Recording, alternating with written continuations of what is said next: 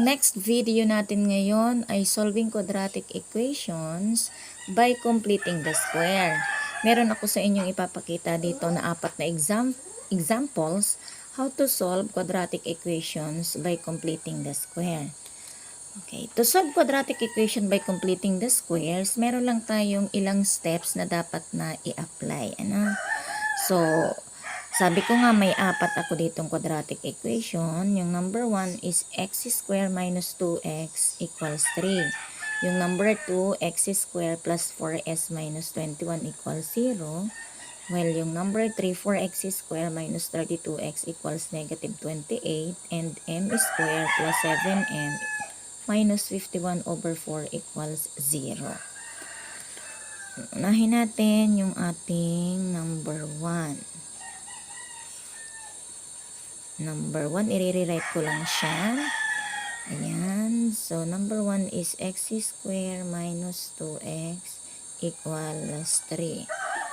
Ang unang gagawin ninyo ay sisiguraduhin na yung ating coefficient, yung numerical coefficient ng quadratic term ay hindi more than or greater than 1. Okay, since ito naman ating quadratic equation number 1, ang kanyang numerical coefficient ng quadratic term is 1 only.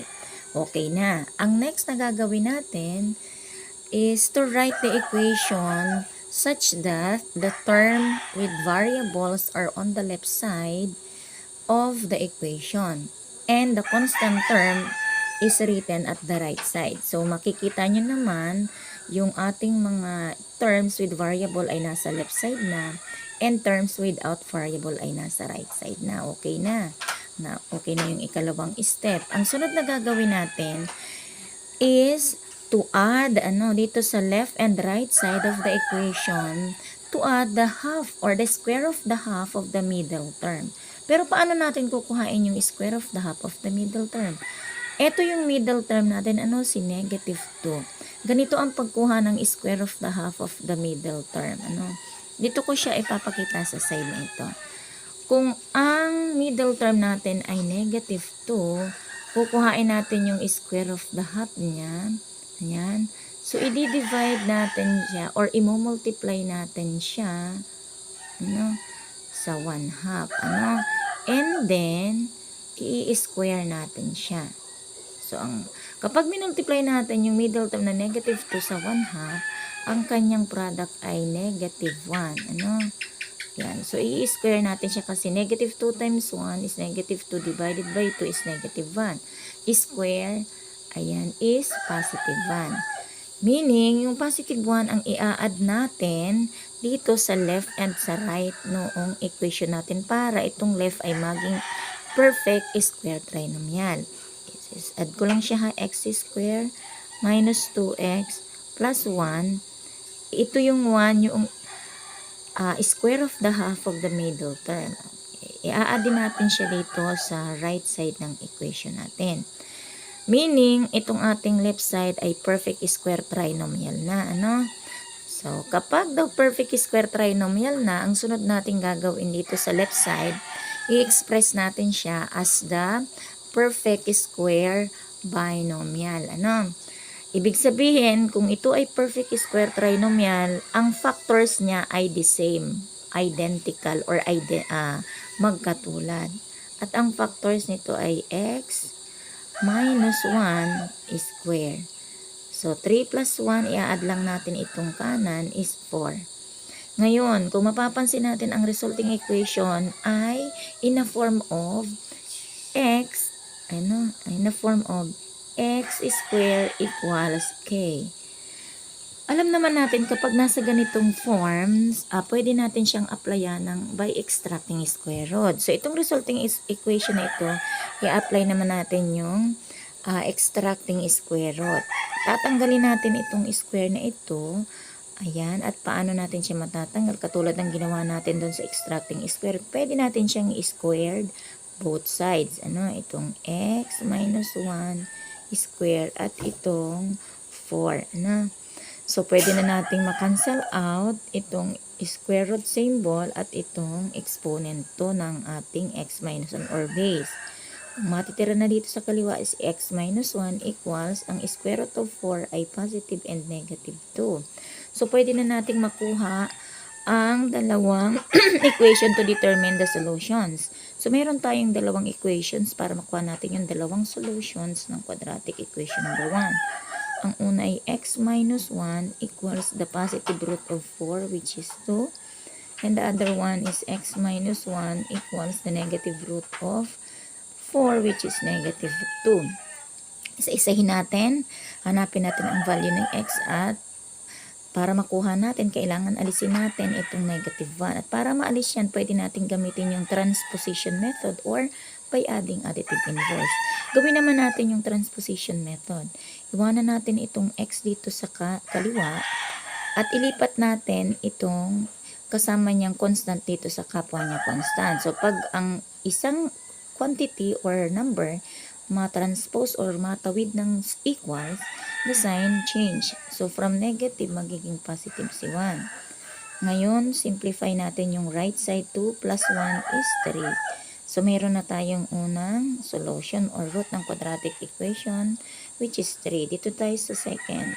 Gamitin lang din natin yung transposition method. I-transpose natin si negative 1 dun sa kanyang ka-common or kay constant 2. So, negative 1 transpose to the right of equals, magiging positive. Ayan. Tingnan ninyo, ang sign ng 2 at ng sign ng 1 ay magkaiba. So, isusubtract natin. Si 1 kay 2. So, kaya merong 1. Since 2 is greater, ang absolute value kay 1, kaya gagamitin natin ang sign nito. Kaya ang ikalawang root natin or solution ay negative 1. Let us check kung tama ba ang nakuha natin na value ng variable. Okay. So, to check, dito ko ilalagay yung check natin. Check.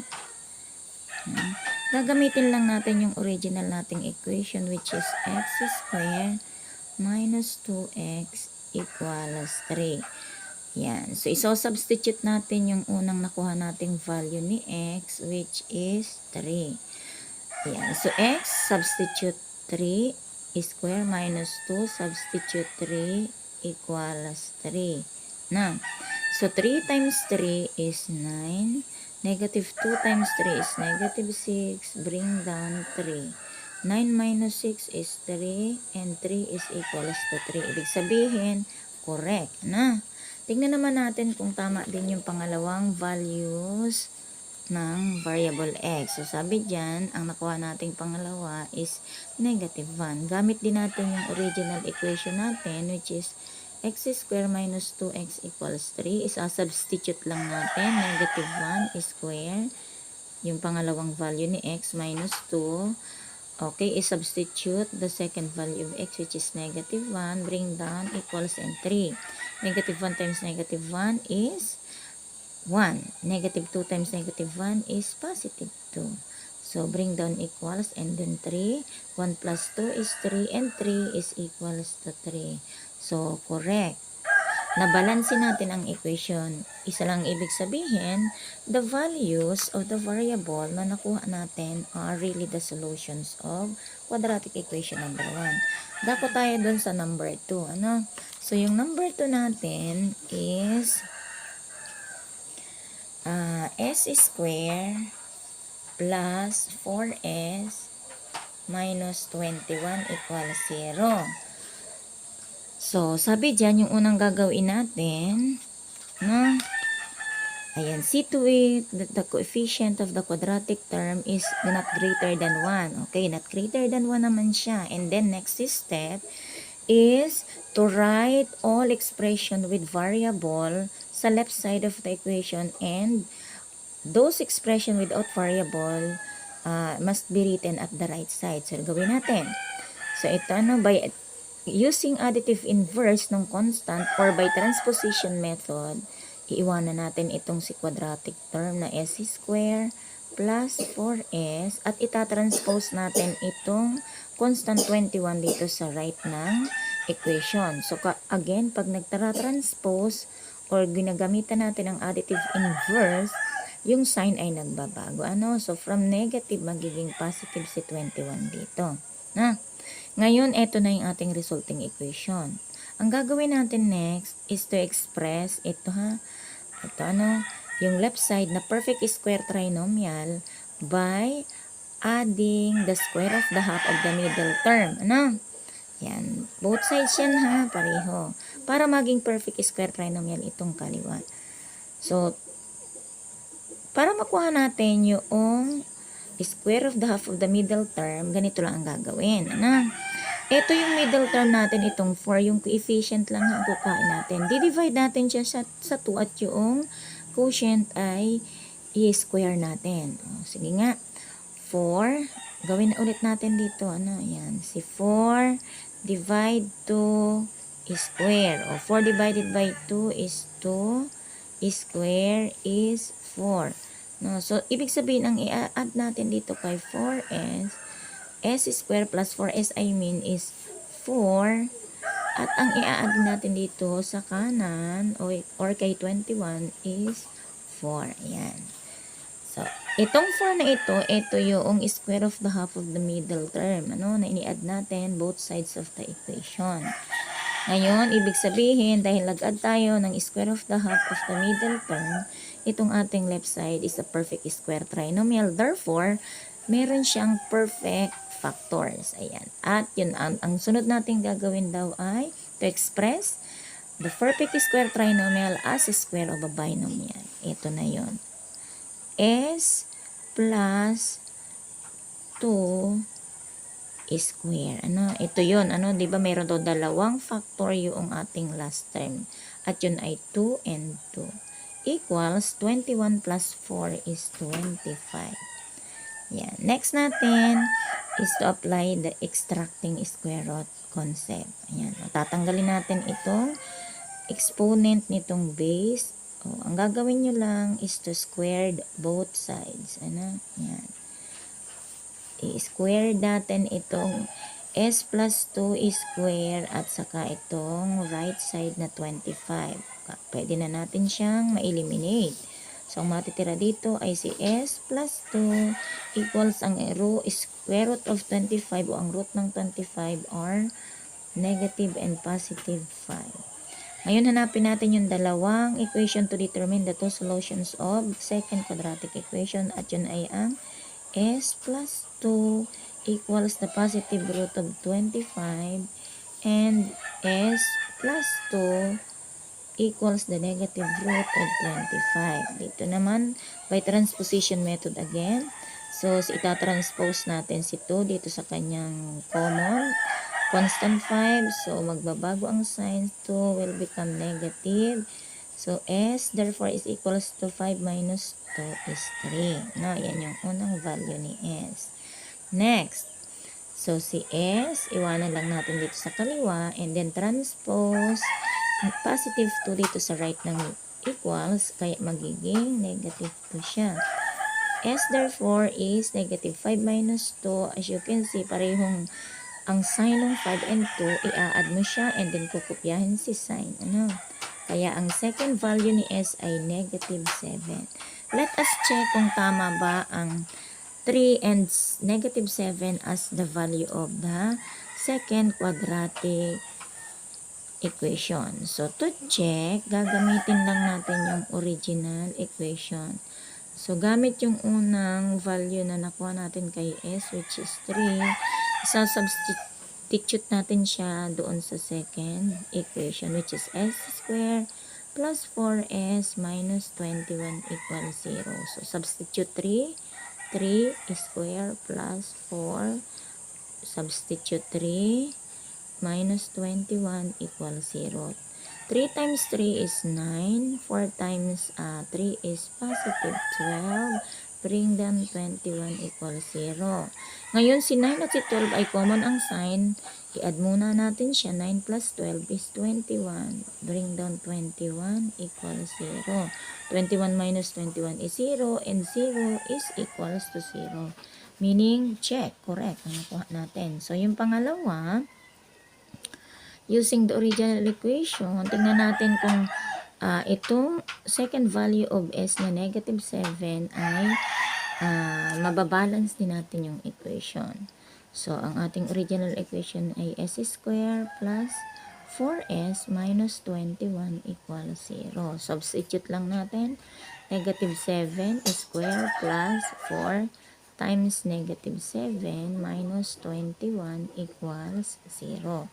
So, negative 7 times negative 7 is positive 49. Positive 4 times negative 7 is negative 28. Bring down negative 21 equals 0. Ngayon, sa ating resulting equation, kung mapapansin natin, si 28 and si 21 ay common. Pagsamahin natin, baba lang natin si 49. Negative 28, ayan, plus negative 21 is negative 49. Bring down 0. So, 49 minus 41 is 0 and 0 is equal to 0. Ayan, so, na-balance natin, meaning 3 and negative 7 are the solutions of quadratic equation number 2. Punta naman tayo sa quadratic equation number 3. Sample natin is 4x square. Sulat ko lang muna, 4x square minus 32x equals negative 22. Okay. Minus, alisin ko lang, minus 32x equals negative 28 na. Okay, so sabi dito, we will make sure that the coefficient of the quadratic term is not greater than 1. Since si 4 is greater than 1, kailangan i-divide muna natin siya kay 4. Kasi sabi diyan, divide a both sides of the equation at si a ay 4. So let us divide both sides of the equation by 4. Ayan. Divide by 4. I-rewrite ko lang para mas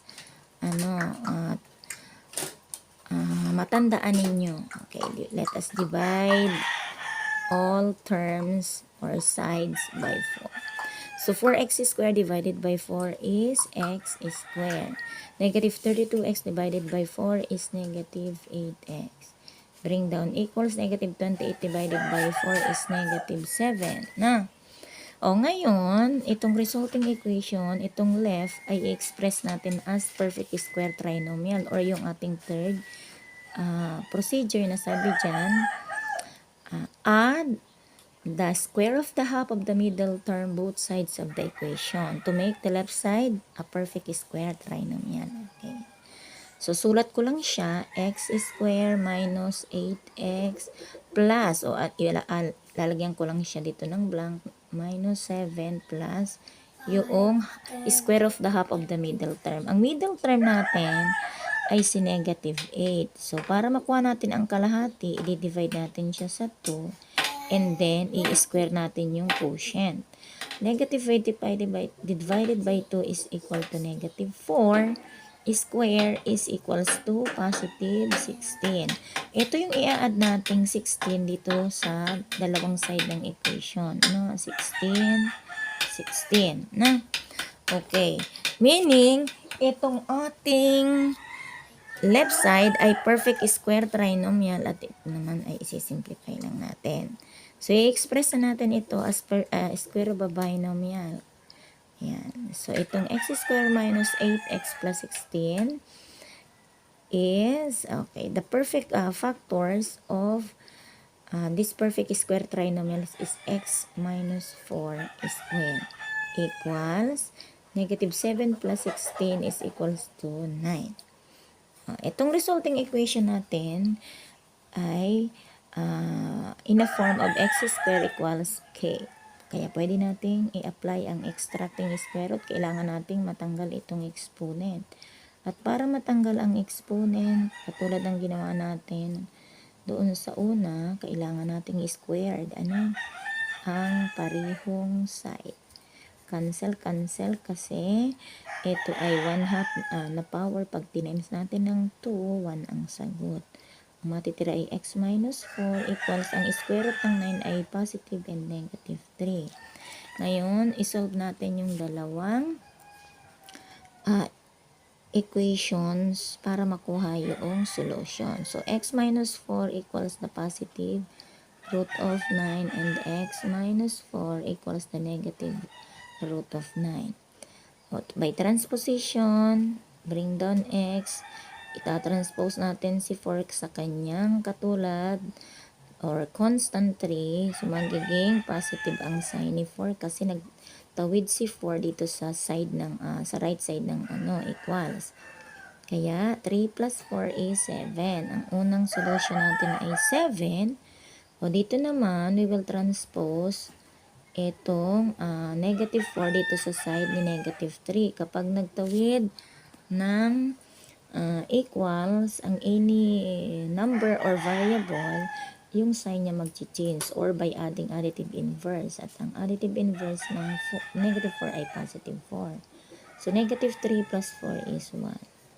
Yan. So, let us check kung tama nga ba itong 7 at 1 as the solutions of the third quadratic equation by completing the square. So, to check, ayan, check. Using the original equation, if x is equals to 7.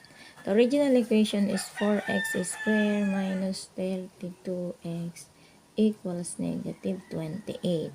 So, baba lang si 4, palitan si x ng 7, baba din si exponent 2, baba si 32, palitan si x ng 7, equals, bring down negative 28.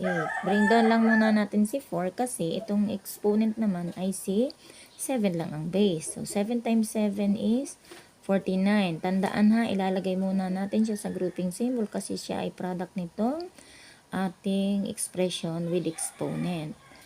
Ayan, minus 32 times 7 is 2 times 7 is 14, 2 times 7 times 3 is 21, plus 1 is 22. So, we have 224. Bring down negative 28. So, 4 times 49 is, 4 times 9 is 36. Carry 3, 4 times 4 is 16, plus 3 is 196 minus 224 equals negative 28. So, itong left side natin, 96 minus 224 is equals to negative 28. And negative 28 is equals to negative 28. So, correct. Ngayon, tingnan naman natin, i-check din natin yung second value of x, which is 1. Gamitin din natin ang original equation na 4x squared minus 32x equals negative 28. So, iso-substitute nyo lang ang value ni x or values ni x, which is 1 minus 32, substitute 1 kay x equals negative 28. 4 times 1 is 4. Negative 32 times 1 is negative 32 equals, bring down 28. So, 4 minus 32 is negative 28 and negative 28 is also equals to negative 28. Check. Yan. So, yan po yung ating pangatlong example. Dako tayo dun sa pang-apat at ang pang-apat na sample natin is m square plus 7m minus 51 over 4. Number 4 na tayo. M square minus 7m plus 51 over 4 equals 0. Double check ko lang. Okay. Plus 7m. Baliktad. Plus 7m minus ito po. Minus pala ito. Ito ang minus ha. M square plus 7m minus 51. Ano po? Minus po ito. Minus. I-rewrite ko na lang. Nagkamali ako ng ano. So, m square plus 7m minus 51 over 4. Ayan. Kung mapapansin natin, medyo iba ito dun sa tatlong nauna kasi fraction yung ating constant term. Okay. So, ang gagawin natin, since yung ating quadratic term, 1 lang naman ang kanyang coefficient. So, paghihiwalay na natin yung lahat ng term with variable at saka yung term without. Yung lahat ng term with variable, iwanan natin dito sa left of the equation, left side. So, si m square plus 7m, ayan dito, and then by adding additive inverse, ayan, or transposition, si negative 51 over 4, pag transpose siya natin, dito sa kanan magiging positive 51 over 4. Ano? Okay. Ayan. So, itong kaliwa, itong resulting equation, siya ay i-express natin as perfect square trinomial. Paano nga ulit? By adding the square of the half of the middle term. Ulit-ulitin ko kung paano ninyo kukuhain ang square of the half of the middle term. Kung si 7 ang middle term, at sinabing square of the half, para makuha natin ang kalahati ng 7, syempre i-divide natin siya sa 2 or i-multiply natin siya by 1 half. Para hindi kayo malito, divide nyo na lang sa 2 and then square the result. Ano? Ayan. So, dahil hindi pwedeng ma-divide ng 2 ang 7 sa eksaktong numero, hayaan nyo na lang siya na ganyan. Isa-isahin nyo na lang na i-square yung bawat element ng fraction. 7 times 7 is 49 and 2 times 2 is 4. So, ito yung i-add natin both sides. Ano? So, m square plus 7m plus 49 over 4 equals 51 over 4 plus 49 over 4. Ano? Yan. So, itong 49 over 4, ito yung square of the half of the middle term. Kung makikita ninyo, inad natin both sides. Ngayon, ibig sabihin itong left side natin ay perfect square trinomial niya, kaya meron siyang perfect factors. Ano? Ibig sabihin, yung dalawang factors niya ay pareho. At i-express na daw natin siya as square of a binomial. And that is m plus, ito yun, ano yung 7 over 2. Yan. Yan daw yung dalawang factors ng 49 over 4. Equals, i-add na natin itong kanan. Dahil sila ay similar fraction, madali lang siyang i-add. Kukupyahin lang ang denominator. 51 plus 49 ay 100. Okay na. So, square. Dalawa nga pala yun. Kung mapapansin natin, yung 100 divided by 4 ay pwedeng i-divide at ang kanyang simplest form ay 25. Ano? Yan. So, 4. Yan. So, magiging m plus 7 over 2 is square equals 25. Yan. Alasin natin or tanggalin natin na itong exponent nitong left side by squaring both side. Ano? Cancel, cancel. So, magiging m plus 7 over 2 at ang square root ng 25 ay positive and negative 5. Hanapin natin ngayon yung dalawang equations para makuha natin yung dalawang solutions ng ating quadratic. Equation number 4. No, dito siya. So, ang unang equation ay si m plus 7 over 2 equals the positive root of 25 at ang pangalawa ay si m plus 7 over 2 equals the negative root of 25. So, by adding the additive inverse or transposition method, we have 5. Tatranspose natin si 7 over 2, kaya magiging negative 7 over 2 siya. So, m. Ayan, para ito ay masimplify natin, pwedeng cross multiplication. So, 2 times 5 is 10 minus 7 over 2. Ano? Ayan, so m is equals to 10 minus 7 is 3 over 2. Yan yung una nating value ng variable. Dito naman tayo sa pangalawa, baba lang natin si m and then transpose 7 over 2. Kaya, from positive magiging negative siya. Negative 7 over 2. Yan, continue lang. 2 times negative 5 is negative 10 minus 7 over 2. Negative 10 minus 7 is negative 17 over 2. Yan. So, ang ating pangalawang value ni m is negative 17 over 2. Dahil siya ay decimal, hayaan na lang natin siya in a form of fraction or rational form. I-check natin kung tama ba ang dalawang solution na yan. Gamit ang original equation na m square plus 7m minus 51 over 4 equals 0. Using the first value of m, which is 3 halves. So, substitute the value of the variable. 3 halves is square plus 7 times 3 halves minus 51 over 4 equals 0. No. Ito, 3 times 3 is 9. 2 times 2 is 4. Okay. Plus, 7 times 3 is 21 over 2 minus 51 over 4. No? Equal 0. Ito munang dalawang positive ang pagsamahin natin. Ano, pag-add natin. Para ma-add siya, kailangan maging common or similar fraction sila. Para maging similar, hanapin natin ang kanilang least common denominator at siya 4. 4 divided by 4 is 1 times 9 is 9. 4 divided by 2 is 2 times positive 21 is positive 42. Ano?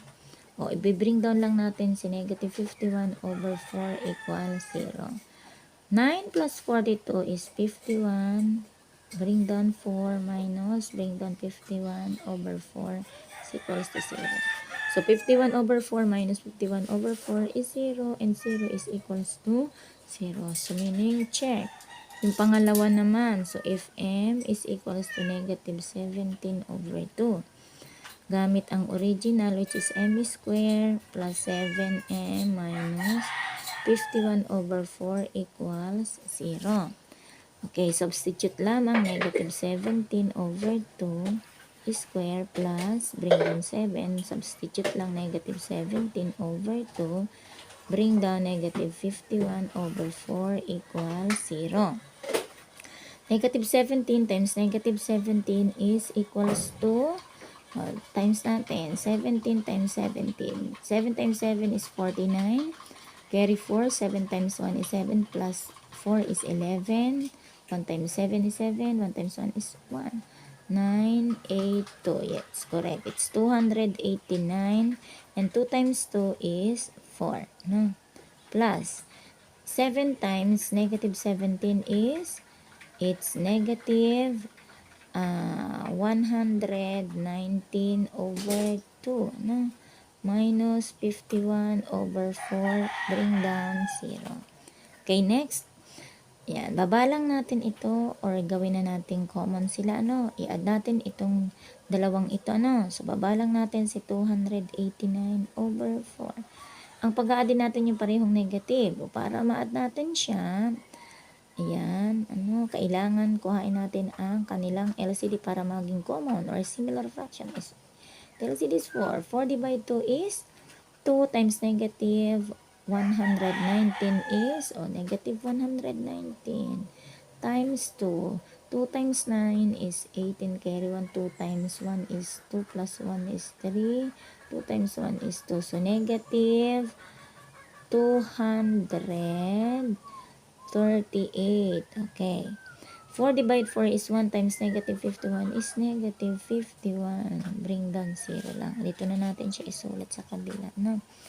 So, 289 over 4. Ito na. Pagplasin na natin ito, ano?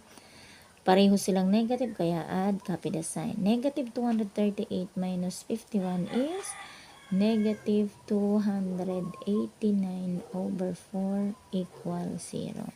289 over 4 minus 289 over 4 is 0. And 0 is equals to 0. Meaning, yan, nakuha natin ang tamang solutions or roots ng ating number 4 quadratic equation. I hope na sa apat na example na binigay ko ay naintindihan ninyo how to solve quadratic equation by completing the square. Until next video, thank you.